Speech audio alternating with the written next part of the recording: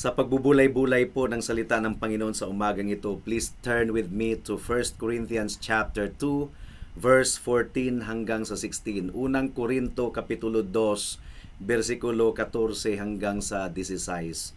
And this is what the Word of God says. Ngunit ang taong hindi ayon sa Espiritu ay hindi tumatanggap ng mga bagay ng Espiritu ng Diyos, sapagkat ang mga iyon ay kahangalan sa Kanya at hindi niya iyon nauunawaan, sapagkat ang mga iyon ay nauunawaan sa pamamagitan ng Espiritu.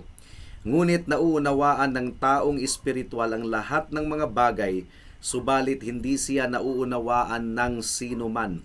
Sapagkat sino ang nakakaalam ng pag-iisip ng Panginoon upang siya'y turuan niya? Subalit nasa amin ang pag-iisip ni Kristo. May the Lord bless the proclamation of His Word this morning. Marahil mga kapatid ay nakaranas na kayo ng isang witnessing situation or nag-share kayo ng gospel sa kaibigan or sa hindi mananampalataya, of course.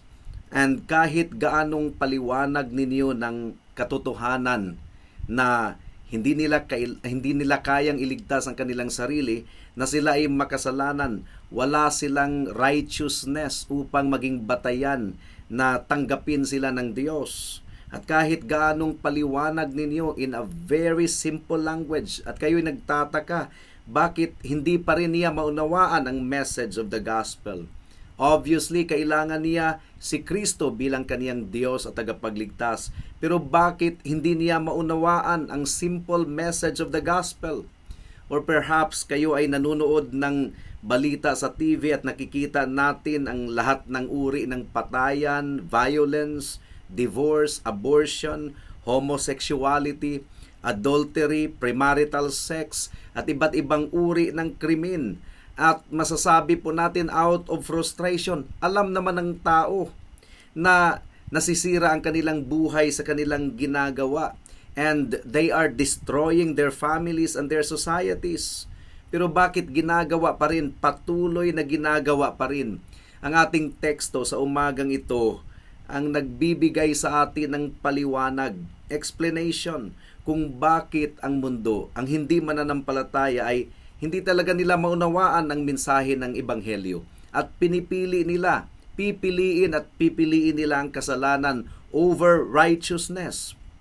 The Bible tells us na ang karunungan ng Diyos at ang karunungan ng mundo ay talagang magkasalungat. Hindi po magpang-abot, mga kapatid, mga kaibigan. They are two totally different worlds. Para pong langis at tubig, mga kapatid. Ang ating teksto sa umagang ito ay nagbibigay larawan or naglalarawan sa natural man, katutubong tao in contrast to the spiritual man. At meron pong tatlong bahagi ang ating pag-aaral sa umagang ito. Una, the natural man willfully resists the things of the Spirit of God. Pangalawa, the natural man sees the things of the Spirit of God as folly or foolishness. And pangatlo, the natural man is unable to understand the things of the Spirit of God.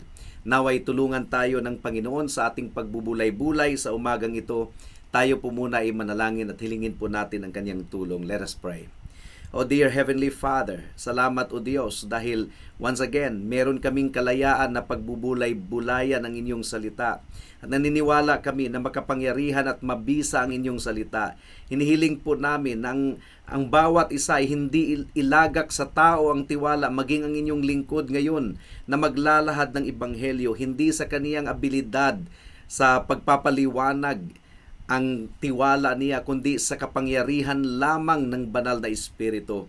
Nawa ay manguna kayo sa amin, kumilos kayo sa bawat isa sa amin. Ito po ang aming samo at dalangin sa pangalan ni Jesus. Amen and Amen. What does the natural man do with respect to the gospel and with respect to the things of the Spirit of God? Well, ang unang punto po, mga kapatid, mga kaibigan, the natural man willfully resists the things of the Spirit of God.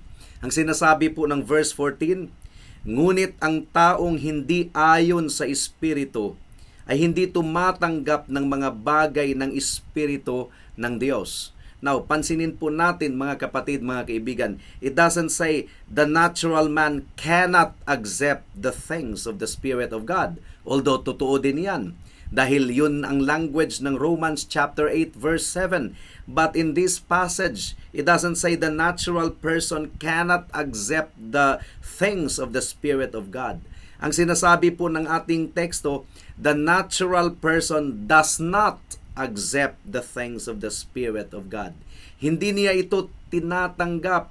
It is in the present indicative middle voice ng ibig pong sabihin ay talagang he doesn't accept it for himself. He is both an agency of refusal and he doesn't accept it for himself. Now, ano bang ibig sabihin nito mga kapatid? It implies a willful, deliberate, and even active resistance to the things of the Spirit of God. Hindi talaga niya tinatanggap ang mga bagay na ayon sa Espiritu ng Diyos. At diba sinabi po ng Romans 1:18, please turn there. Ang sinabi po ng Romans 1:18, that sinners suppress the truth in unrighteousness. Pinipigil ang katotohanan, sinusupil ang katotohanan. Romans 1:18, sapagkat ang puot ng Diyos ay nahahayag mula sa langit laban sa lahat ng kalikuan at kasamaan ng mga tao, na sa pamamagitan ng kanilang kasamaan ay pinipigil ang katotohanan. Now, in Greek language, ang ibig pong sabihin ng pinipigil ang katotohanan is holding down the truth in unrighteousness. Ang ibig pong sabihin, pinipigilan nila ang katotohanan na kumilos sa kanilang puso. Maaring ang katotohanan ay nag-grasp ng kanilang utak intellectually, naunawaan nila ang katotohanan, pero pinipigilan nila ang katotohanan na magpaantig at magpayanig ng kanilang kaluluwa, ng kanilang puso. They will not allow the truth to operate in their hearts. At ginagamit pa nila ang katotohanan upang maging excuse sa kanilang kasalanan. At nawa po ay kinausap po ng Panginoon ang sino mang wala pa kay Kristo na nakikinig sa umagang ito. There are times, and I have witnessed it many times, na ang isang tao kahit naunawaan niya ang gospel message intellectually, pero halatang halata na pinipigilan niya ito na magpa-affect sa kaniyang puso at kaluluwa. Pinagmamatigas niya ang kaniyang puso. Mga kapatid, meron pong araw ng pagtutuos. Meron pong day of reckoning. At nawa po ay isipin po ninyo ang eternal na kapakanan ng kaluluwa ninyo. Now, sino ang kanino nauukol ang statement na ito? Holding down the truth in unrighteousness. Totoo po ito sa lahat ng mga wala pa kay Kristo. Totoo ito sa lahat ng mga mananampalataya before. Nung hindi pa natin nakilala ang ating Panginoong Hesukristo. At sa katotohanan, mga kapatid, mga kaibigan, this statement applies to every person na ipinanganak dito sa mundo na namana ang makasalanang likas ni Adan. Meron po tayong built-in, natural na oppression or pagtanggi or pagsalungat sa katotohanan ng Diyos. This is really innate sa lahat ng mga tao na ipinanganak dito sa mundo. Meron pong tinatawag na anti-God feeling or anti-God energy. At meron talagang likas na pagkiling sa kasalanan. This is what we call suppressing the truth in unrighteousness. Hindi necessarily na atheist ang mga tao. In fact, kung bibilangin natin ang mga atheist dito sa mundo, yung mga hindi naniniwala na merong Diyos, kakaunti lang sila. Kakaunti lang. Perhaps ang mga agnostic, mga kapatid, mga kaibigan ay madami-dami ng kaunti, but they are still in the minority. Sino ba itong mga tao na aktibo na pumipigil sa katotohanan because of their wickedness? Well, it applies to most people. Most people. Alam nila na merong Diyos. They will agree that there is God. They will generally admit na meron pong Diyos, but they will not pay attention to God. Ayaw nila na ang Diyos ang mamumuno sa kanilang buhay. They want them to be the captain of their soul. That's what it means. To hold down the truth in unrighteousness, hindi ibig sabihin na sila ay nagiging atheist. Majority admit that there is God, but majority of the people in the world don't have anything to do with God. Their minds are hostile to God. At ano ba ang ibig sabihin ng katotohanan ito practically, mga kapatid, sa pananampalataya? This means na kung ibahagi natin ang Ebanghelyo, ipangaral natin ang Ebanghelyo, maaaring ang reaksyon ng ating kausap is hindi talaga niya ito tatanggapin, or kung kaawaan siya ng Panginoon, i-welcome niya, yakapin niya ang message ng gospel. Pero para sa mga hindi tumatanggap, para sa mga hindi binubuksan ang kanilang mga mata ng banal na espiritu, maaring sila ay magalit or maaring pagtawanan nila tayo. Pero ang katotohanan ito, mga kapatid, ay hindi po dapat magiging hadlang sa atin na hindi natin ibahagi ang Ebanghelyo sa mga makasalanan. Kung sila po ay tumanggi, then at least na ibahagi natin, na ihasik natin ang makapangyarihang salita ng Diyos. Ang matalas na salita ng Diyos, hindi po yan masasayang because there is a day of reckoning. At kung ibinahagi natin ang mensahe ng Ebanghelyo ng matapat, nasa Panginoon ang biyaya, mga kapatid. Ang Panginoon ang magpapasya. We can only hope na hipuin siya ng Panginoon at buksan ang kaniyang mga mata upang siya ay magsisi sa kaniyang kasalanan at manampalataya sa ating Panginoong Hesukristo. Our role is that we are only messengers of God, heralds of His grace. Pero alam po natin na ang banal na Espiritu lamang ang may kapangyarihan na kumilos sa puso at isipan ng natural na tao. At hindi po natin talaga alam ang bunga ng ating pagpapagal sa pagbabahagi ng Ebanghelyo. Perhaps doon na po natin malaman sa langit na makita pala natin yung tao na nanghahamak sa atin. Binahagi na natin ang gospel at tumanggi, pero kinalaunan ay naging mananampalataya. Perhaps doon na lang natin madiscover kung magkita-kita tayo sa trono ng ating Panginoon sa araw ng muling pagkabuhay. Now, itong willful resistance na ito ng natural man sa karunungan ng Diyos ay isang malinaw na illustration sa tinatawag na doctrine of man's total depravity.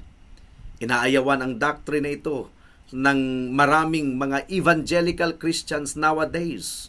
But the Bible clearly tells us that man is totally depraved. Nang ibig pong sabihin, ang natural na tao ay patay sa kasalanan. That is the language of the scriptures. Hindi po spiritually sick ang mga wala pa kay Kristo. They are spiritually dead. At ang lahat po ng tao na ipinanganak dito sa mundo ay ipinanganak na patay ang kanilang kaluluwa. Ang sabi po ng Romans chapter 5 verse 12. Please turn there. Romans chapter 5 verse 12. Kaya't kung paanong sa pamamagitan ng isang tao ay pumasok ang kasalanan sa sanlibutan, at sa pamamagitan ng kasalanan ay ang kamatayan, kaya't dumating sa lahat ng mga tao ang kamatayan sapagkat ang lahat ay nagkasala. And Ephesians chapter 2 verse 1, please turn there.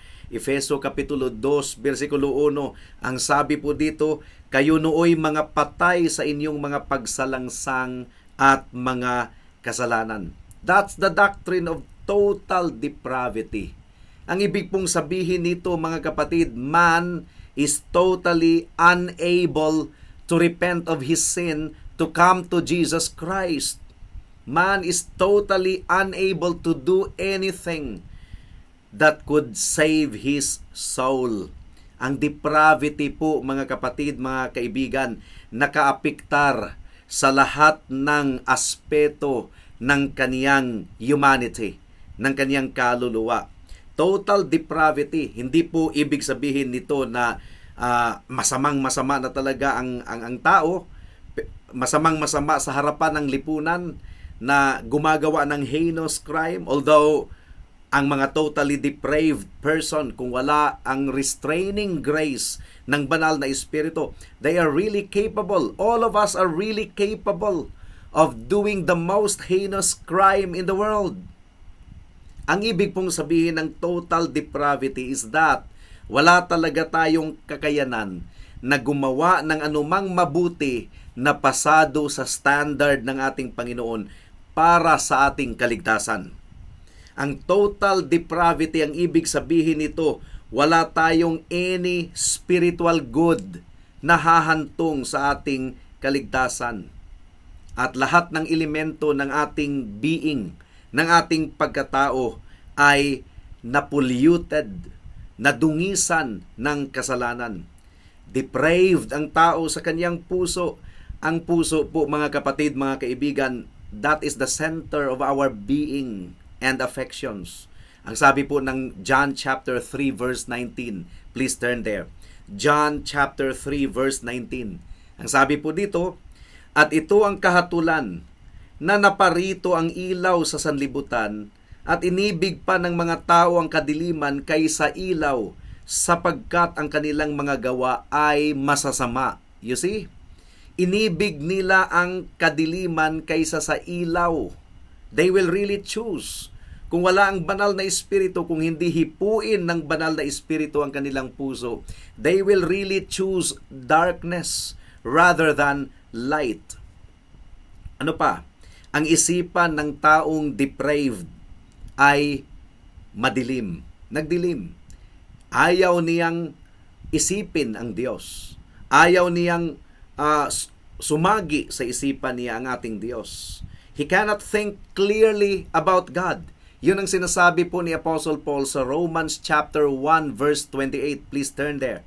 Romans 1:28. Ang sabi po dito, at palibhasa'y hindi nila minabuting kilalanin ang Diyos, hinayaan sila ng Diyos sa isang mahalay na pag-iisip upang gawin ang mga bagay na hindi nararapat. At kung buklatin po natin ang 2 Corinthians chapter 4 verse 3 to 4, please turn there.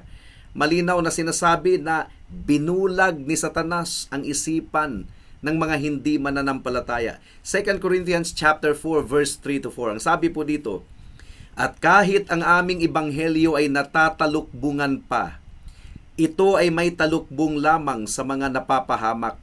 Sa kanilang kalagayan, binulag ng Diyos ng sanlibutang ito ang pag-iisip ng mga hindi mananampalataya upang huwag nilang makita ang liwanag ng ebanghelyo ng kaluwalhatian ni Kristo na siyang larawan ng Diyos.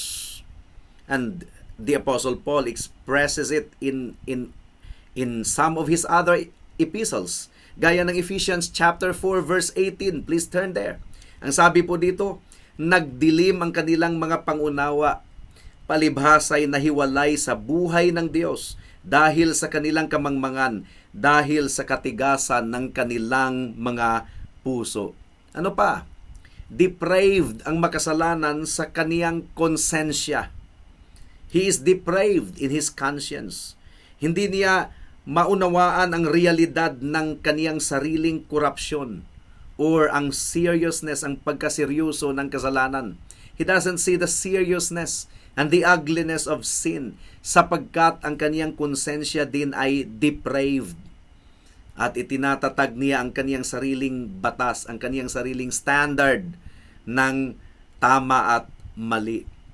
At hindi niya maunawaan that he is a guilty sinner before the judge of all the earth. Hindi niya maunawaan yun. In fact, hindi niya nakikita ang Diyos bilang hukom na kataas-taasan. Ang nakikita niya, ang kaniyang pagtingin sa Diyos ay commodity. Super ninong. Lalapit lang siya sa Diyos kung meron siyang kailangan. Or he sees God as slightly better than himself. That's total depravity. At yun ang naglalarawan sa majority ng mga tao dito sa mundo. Ano pa?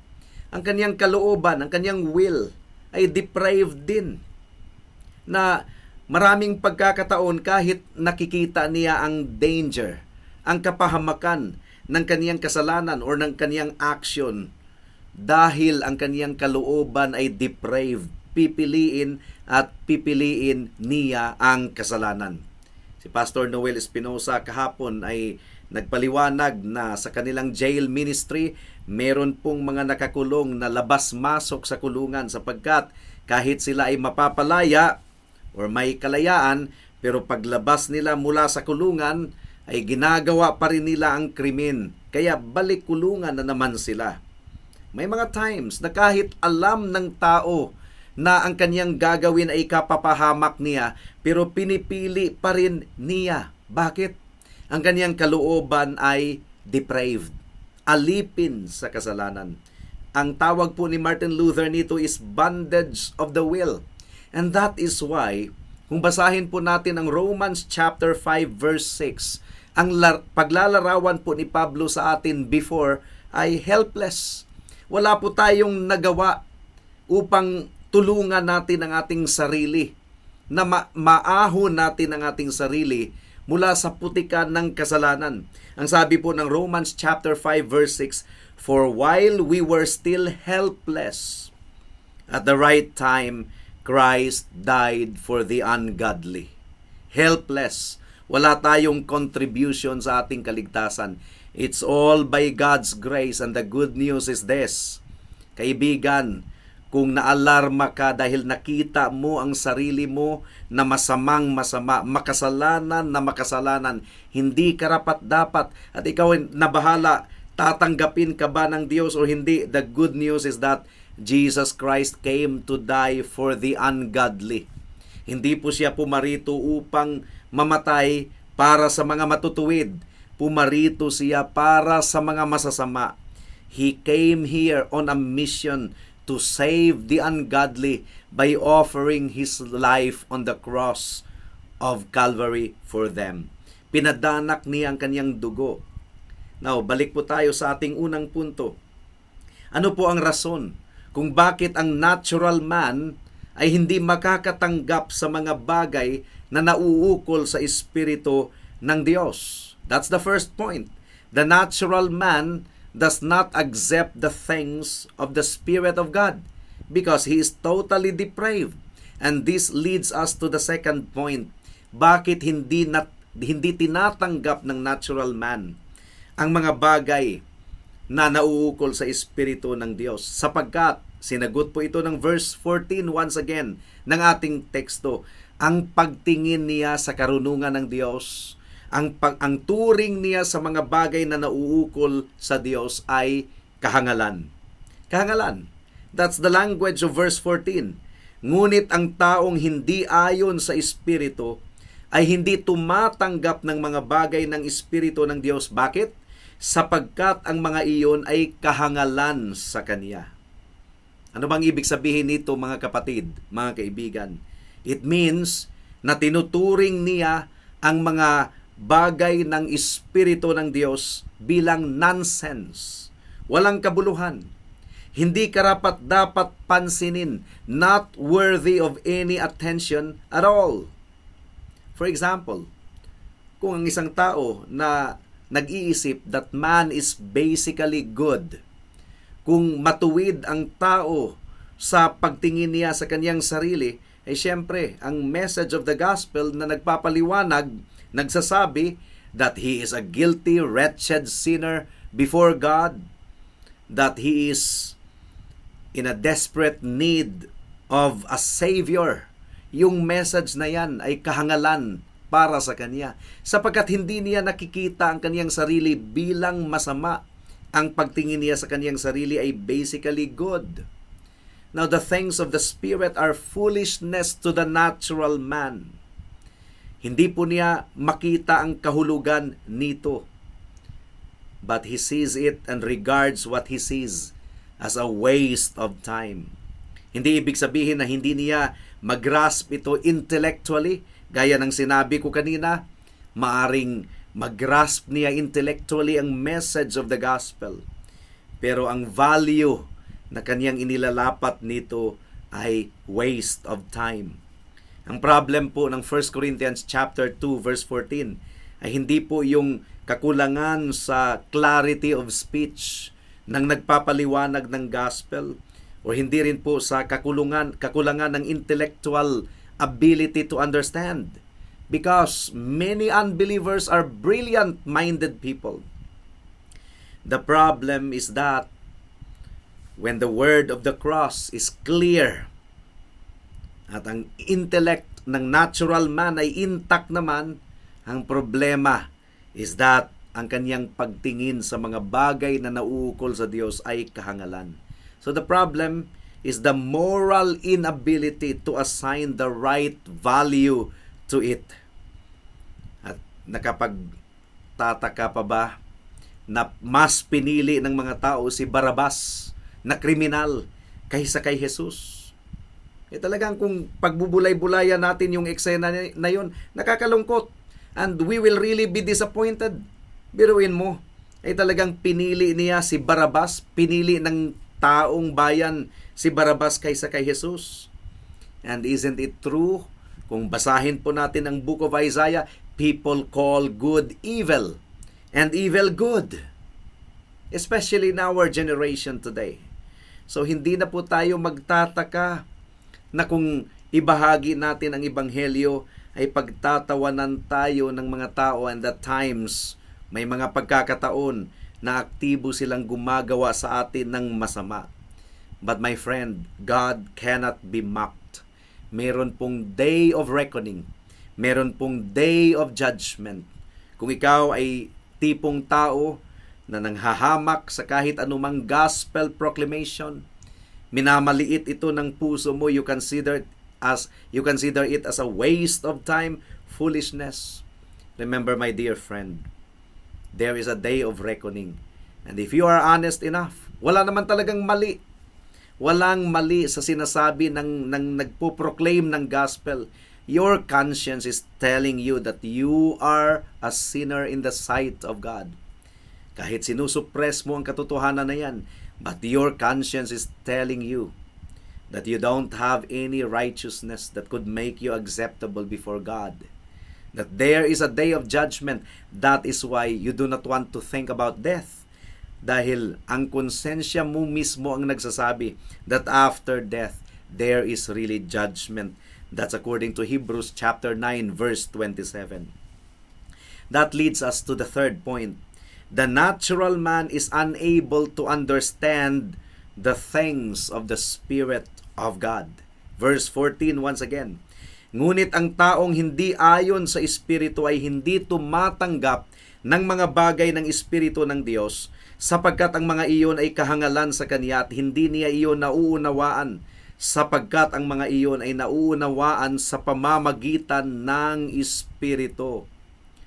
Na kahit ang karunungan mula sa salita ng Diyos na ipinangangaral ay banal, and although ipinangangaral ito with appropriate language, with clear speech, hindi pa rin ito tinatanggap ng katutubong tao, because the Bible tells us that the things of the Spirit can only be discerned by the spiritual. Ang mga bagay ng Espiritu ay mauunawaan lamang sa pamamagitan ng Espiritu. Hindi ito nauunawaan ng natural na tao. Ang natural na tao ay parang tone deaf. Hindi niya ma-appreciate ang magandang musika ni Mozart or ni Ludwig van Beethoven. Ang natural na tao ay parang color blind, na hindi talaga niya ma-appreciate ang artistry ni Fernando Amorsolo or ni Juan Luna. No, that's the natural man. Ang isang taong hindi ligtas, wala pa kay Kristo. Ang turing niya sa mga bagay ng Espiritu, ang turing niya sa salita ng Diyos ay walang lasa, distasteful, absurd, katawa-tawa, stupid, foolishness. Bakit? Ang nauunawaan lamang niya ay ang natural na mga bagay. Pero ang spiritual na mga bagay ay hindi niya nauunawaan. Hindi siya lumalagpas sa kanyang humanistic thinking nananatili siya sa humanistic outlook para sa kaniya. Nonsense. Napahalagahan natin ang espiritual na mga bagay kaysa sa material na mga bagay. Yung sinasabing, what profit is it for a man to gain the whole world and lose his own soul? That is nonsense to him. Hindi niya maunawaan ang gospel because he doesn't have the mind of Christ. He is unable to think like a Christian thinks. At hindi talaga siya lalapit sa Panginoon maliban na lang kung ang banal na espiritu ay kumilos sa kanyang puso at isipan. Yung mga paksa patungkol sa kasalanan, sa paghahatol, sa impyerno, sa kapatawaran, sa buhay na walang hanggan sa langit, at lahat ng mga espiritual na katotohanan, walang kalasa-lasa yan sa natural na tao. At mananatiling matigas ang kanyang puso, maliban na lang kung ang banal na espiritu ang kumilos sa kaniyang kaluluwa. Ayon pa kay Martin Luther, the Bible cannot be understood simply by study or talent. You must count only on the influence of the Holy Spirit. And that is true. At totoo din yan sa kahit anumang preaching engagement. Ang tiwala ng mga ngaral ng salita ng Diyos ay hindi ang kanyang pagpapaliwanag. Kaya nananalangin na kaawaan ng banal na espiritu ang lahat ng mga nakikinig ng pangangaral ng salita ng Diyos. Ayon pa kay John Calvin, the testimony of the Spirit is superior to reason. Again, marami pong mga brilliant minds na hindi talaga nila maunawaan ang gospel. Hindi nila matanggap, hindi nila tinatanggap. But when the Holy Spirit works, according to John Calvin, the testimony of the Spirit is superior to reason. For these words will not obtain full credit in the hearts of men until they are sealed by the inward testimony of the Spirit. And this truth is really very humbling. Wala po sa abilidad ng pastor ang bunga ng kanyang ipinapangaral. Ito ay sa pamamagitan lamang ng pagkilos ng banal na espiritu, sapagkat ang mensahe ng Ebanghelyo, ang katotohanan ng salita ng Diyos ay mauunawaan lamang, ma-evaluate lamang, ma-scrutinize lamang sa pamamagitan ng kapangyarihan ng banal na espiritu na pukawin or ikwiken ang spiritually dead sinners. Ang mga tao na wala sa kanilang banal na espiritu, they cannot examine and they cannot discern spiritual truth. Ang taong hindi ligtas, wala sa kaniya ang banal na espiritu, kaya wala po siyang kapasidad na unawain ang espiritual na mga katotohanan. Ang sabi po ng verse 15 ng ating teksto, 1 Corinthians chapter 2 verse 15, ngunit nauunawaan ng taong espiritual ang lahat ng mga bagay, subalit hindi siya nauunawaan ng sino man. Ang ibig pong sabihin nito, mga kapatid, ang mga tao lamang na binuhay ang kanilang patay na kaluluwa, ang kanilang espiritu na patay ay binuhay ng banal na espiritu, sila lamang ang merong capacity upang unawain ang espiritual na mga bagay. Kabilang po ang layunin ng Panginoon sa kaligtasan ng mga makasalanan sa pamamagitan ng pananampalataya kay Kristo na nabayubay doon sa krus ng Kalbaryo at muling nabuhay. Ang mga tao na hindi kinilusan ng banal na espiritu, hindi nila maunawaan ang espiritual na mga katotohanan. Yes, they can grasp things intellectually. Yun ang ipinakita ng James chapter 2 verse 19. Satan believes in God and even the demons, and they tremble. Intellectually, alam nila ang katotohanan, but they are not saved. And many people know the truth intellectually, but they don't have the capacity to understand or believe anything beyond the material world. Actually, ang verse 15, if we will study the Greek language, ang English version din ay nagsasabing, the spiritual person judges all things. Ginamit po yung salitang judges. but is himself to be judged by no one. So ang ibig pong sabihin nito, ang espiritual na tao, ang mananampalataya na merong banal na espiritu, he judges all things, meaning to say, he investigates all things. He examines all things. Siya lamang ang merong abilidad na tingnan at unawain ang espiritual na mga bagay, and he can examine everything by the power of the Holy Spirit. And the believers are judged by no one. Nang ibig sabihin, walang kredibilidad ang hindi mananampalataya na hatulan ang mananampalataya, because they do not understand, they do not see what we see. They cannot understand what we understand. Ang mga espiritual lamang ng mga tao, those with God's Spirit, meron po silang capacity to apply right judgment sapagkat nakikita nila ang lahat ng physical and spiritual realities. Ang taong espiritual, ang tunay na mananampalataya, hinatulan na siya ng Diyos, pero ang hatol ng Diyos sa kanya ay kay Kristo. Siya sana ang tatanggap ng paghahatol ng Diyos, pero ang lahat ng puot at galit ay sinalo ng ating Panginoong Hesukristo. So because the believers are already judged by God in Jesus Christ, wala na pong room ng paghahatol laban sa kanila, especially yung mga hindi mananampalataya. They don't have the credibility to judge the people of God. Verse 16 ng ating teksto, 1 Corinthians 2:16, sapagkat sino ang nakakaalam ng pag-iisip ng Panginoon upang siya'y turuan niya? Subalit nasa amin ang pag-iisip ni Kristo. So kinuote ni Apostle Paul ang Isaiah chapter 40 verse 13 upang isum up ang kanyang turo sa chapter 2. And kinuote ni Apostle Paul ito in order to ask a self-answering question. Self-answering question. Sino ang nakakaunawa sa isipan ng Diyos? Ang sagot ay wala. Di ba?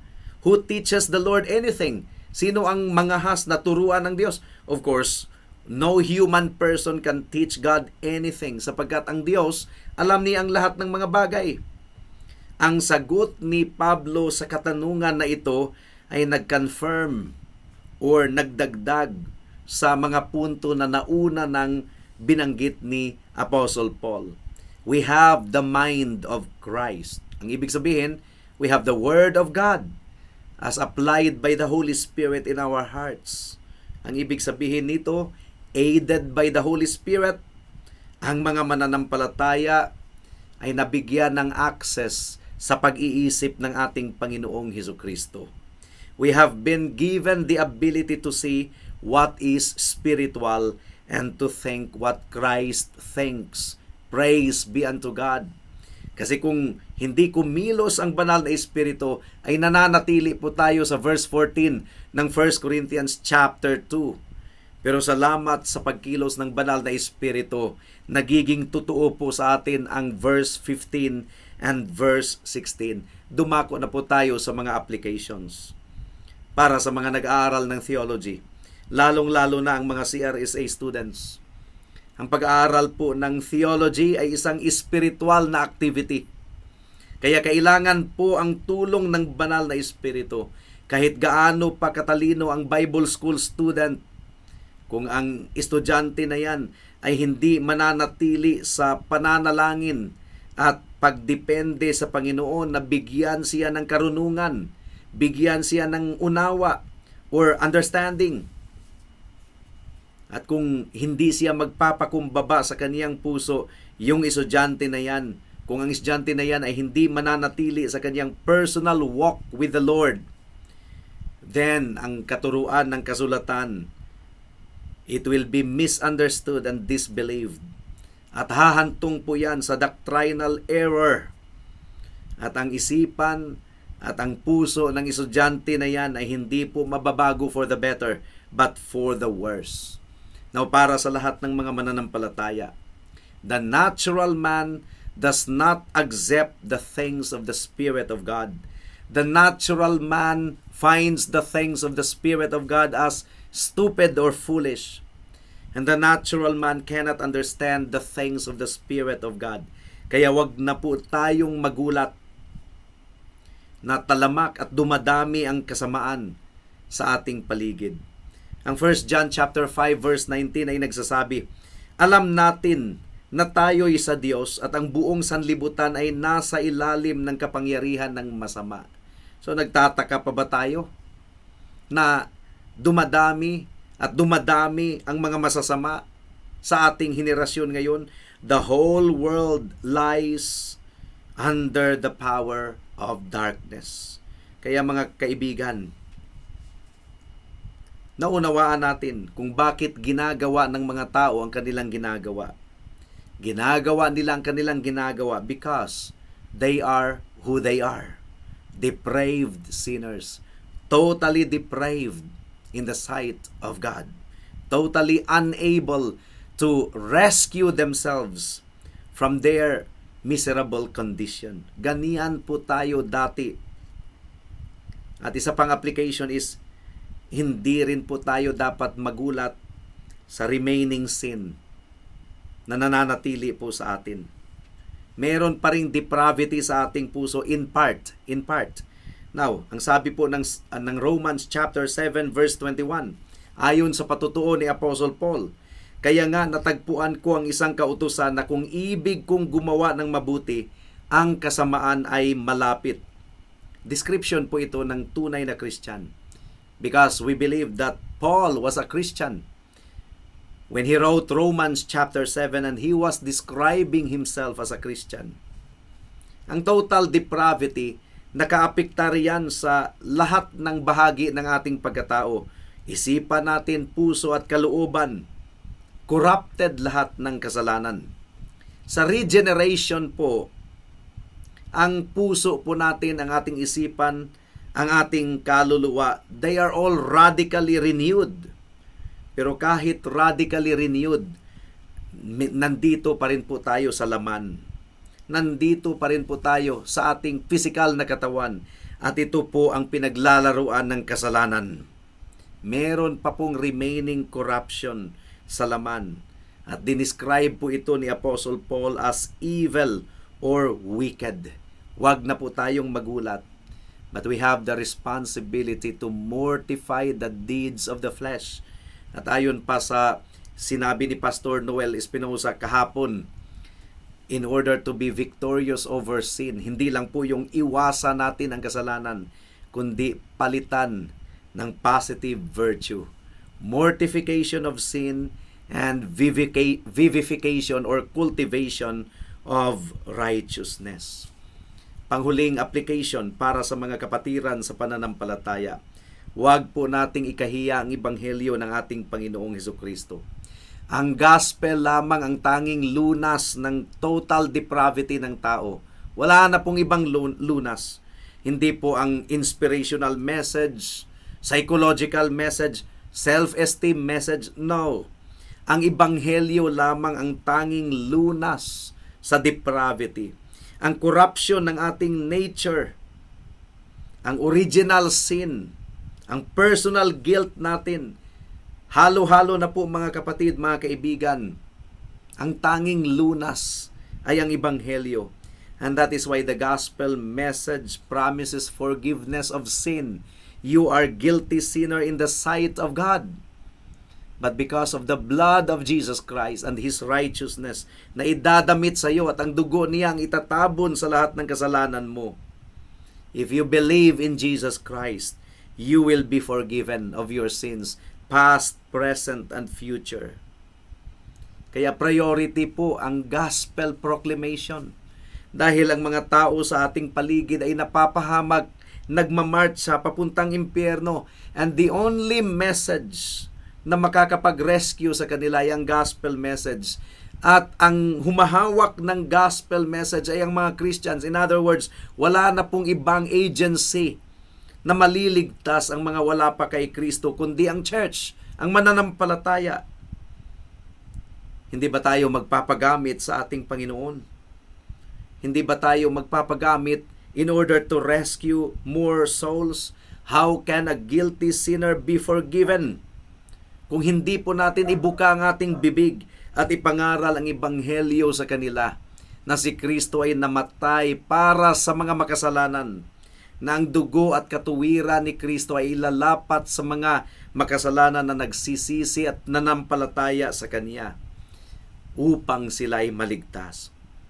Wala na pong ibang grupo ng tao ang makakagawa nito kundi ang iglesia. At wala na pong ibang mensahe kundi ang ebanghelyo. May we be faithful in proclaiming the gospel till the end of the age.